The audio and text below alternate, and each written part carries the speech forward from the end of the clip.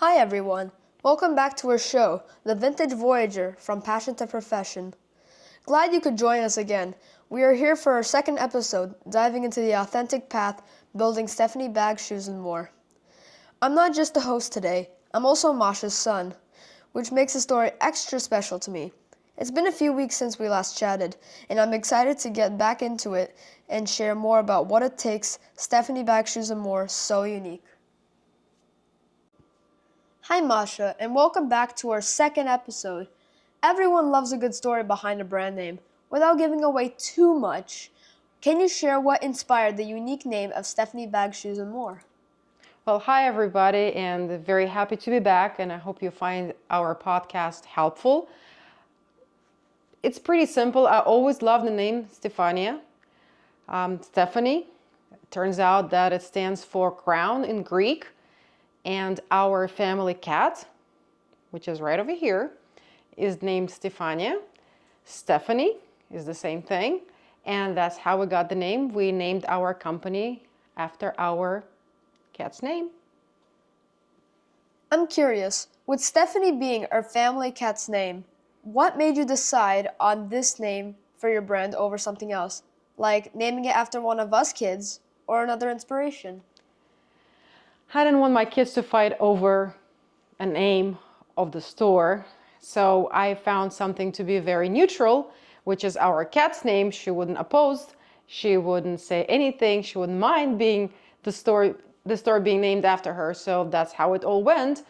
And with the name signifying crown, I thought it sounded royal, and it's great to have some royal or luxury feeling in everyday life. Moving from a hobby to a serious business must have been quite the adventure. Can you share a particularly quirky or unexpected challenge you encountered along the way and how you turned it into a victory? I tell you one thing, it's quite different to be a hobbyist versus a professional seller. It involves a lot of detailing, a lot of planning. I used to keep everything in my mind, everything maybe on a piece of paper, but once I became a professional seller, I understood that this is not a way to go because you have a lot of things to think about. So I had to pretty much utilize a computer to keep everything written out for me, so I could put down all the inventory. That is one of the biggest challenges that I had to come up with, and that was quite difficult to find that particular system that would work for my business. As you moved from being a hobbyist to selling online with Stefany Bag, Shoes, and More, how has your approach to presenting products evolved? Have there been any changes in the tools or techniques you use to capture and showcase your items to better appeal your online audience? Well, first and foremost, there is a big difference in terms of being a hobbyist versus being a professional seller. When you're a hobbyist, you don't sell as many bags. You might be selling quite a few, you might think, but when you're a professional seller, you're selling by far more merchandise. And of course, you have to start paying attention to details. First and foremost, the most important thing would be how do you present the item? Especially nowadays when we are getting so technologically advanced, you go online and you see thousands, 10,000s of the same bag being presented in the US and all over the world. You start comparing things in terms of the quality of the bag, what condition the bag is in, and of course the prices. So you as a professional seller have to, you have to stand out somehow from those millions of others.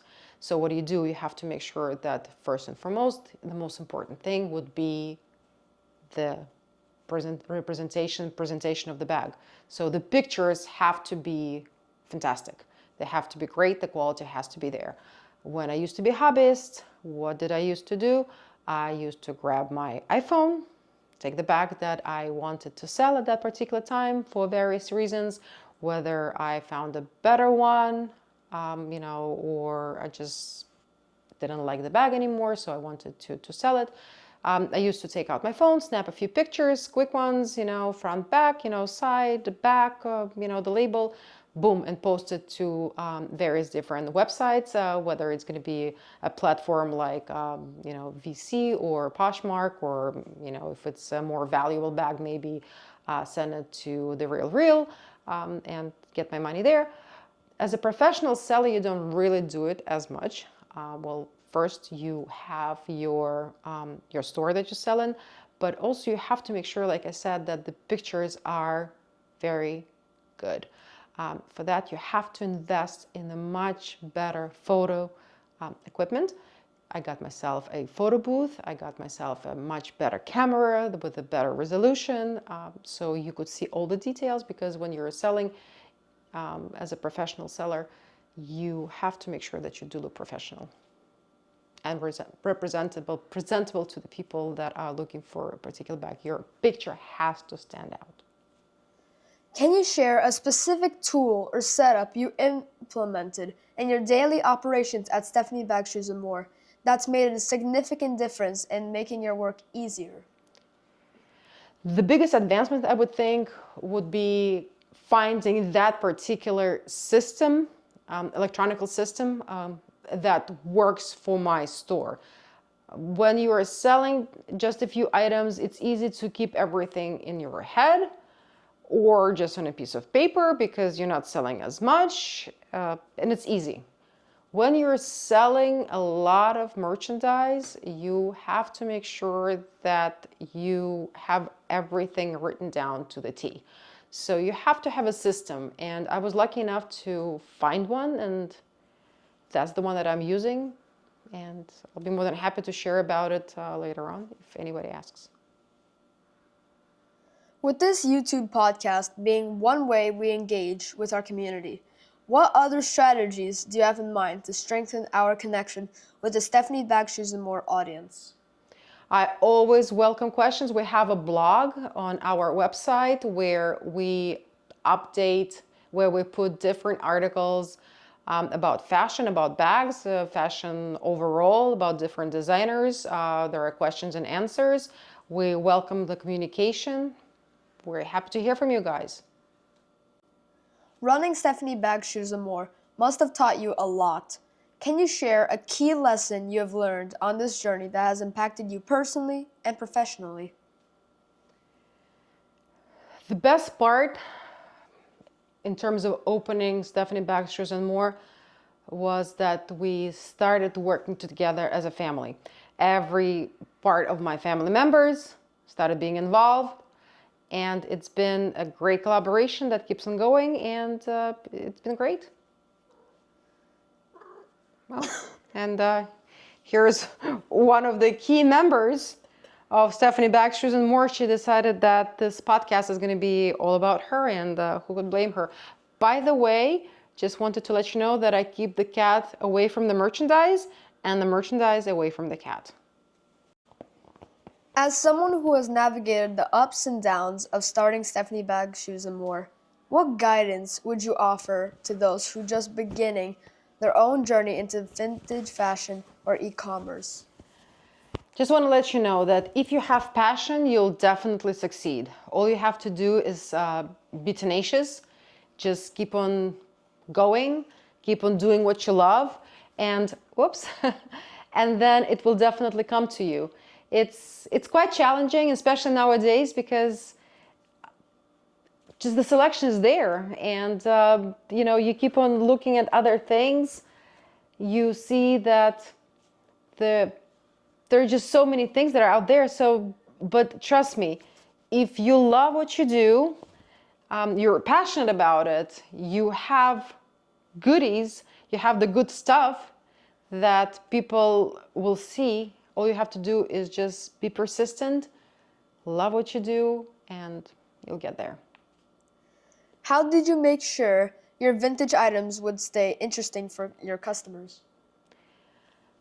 I always follow the trends. I always look and see what people are interested in. I always try to see what others love. I personally have a belief that if I love something, there are also going to be people that are going to share my taste. It's not because I'm so unique, but or I have the best taste in the world, but I believe that the way that vintage bags were created, they were completely different than the everyday common bags that you see nowadays in the stores.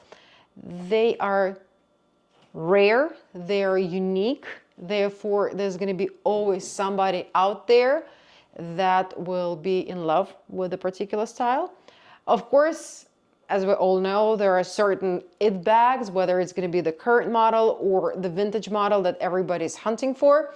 For example, the saddle bag that everybody wants to buy from Dior, but there are a bunch of other Dior styles that are very, very interesting and will be more suitable for other audience. You have to find the people, the audience that you're targeting your merchandise to, and it's huge. There are 7-8 billion people that live on Earth.